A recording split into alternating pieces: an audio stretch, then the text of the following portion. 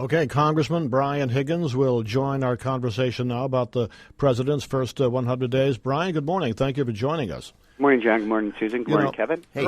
Earlier, we were talking about the fact that the president seemingly, going way back to FDR, has got a lot on his plate, more so than any other president in recent history in this first 100 days. You agree? Yeah, like FDR, President Obama inherited a unmitigated financial disaster, and I think what he's doing is putting everything on the table and concurrently traveling the world, trying to restore America's image throughout the world, and I think he's doing very well thus far.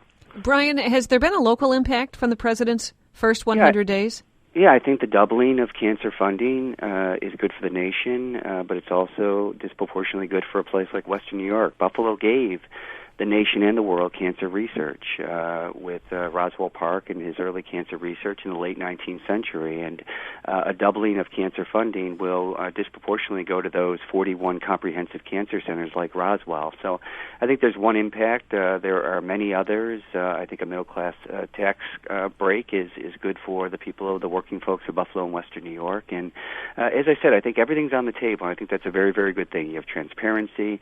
There's no more off-budget financing of war, and I think we're dealing with a financial crisis, but concurrently laying a foundation for future growth. Brian, Kevin Hardwick here. You're a former New York State Assemblyman, spent a lot of time in Albany, obviously. When that stimulus bill passed, there was a lot of money in it for states, especially for education. I heard a collective sigh of relief come up from your former colleagues in Albany. A lot of people are criticizing what they've done with that money, saying that they didn't really make the cuts they should have. This money should have been a bridge because it's only going to be there for a couple years. Are you satisfied with that money that you fought for, the way that Albany has handled it? No, I'm not, because that money was supposed to be supplemental funding, and it wasn't supposed to supplant funding that wasn't there from the state. And you're right, the impact is not going to be as great.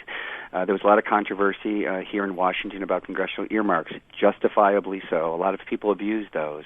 But I think, you need a line of accountability, and when the federal government just block grants money to the states, that too is going to be subject to political manipulation, and I think that's what occurred in New York.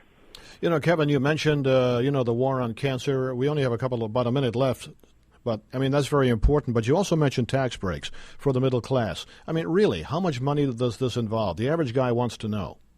Well, it's $800 per couple, $400 per person. It's not a lot, but I think it begins to move in a new direction, a direction that recognizes that you have to stimulate demand. You have to create demand in the economy, and more people realizing tax breaks that are broadly spread are more beneficial to the economy in terms of creating that demand. Will the next 100 days, Brian, be as scrutinized, or maybe more or less? Well, I think there's a lot of hype around this whole tradition of 100 days. The bottom line is it's a 4-year term, and there are a lot of problems to address, and I think they're being addressed. There's nothing conclusive right now, and I think we have to give this time. I suspect we'll see economic growth in the first quarter of 2010 after getting through all of this strict, a severe financial contraction and trying to clean up the mess in the financial markets.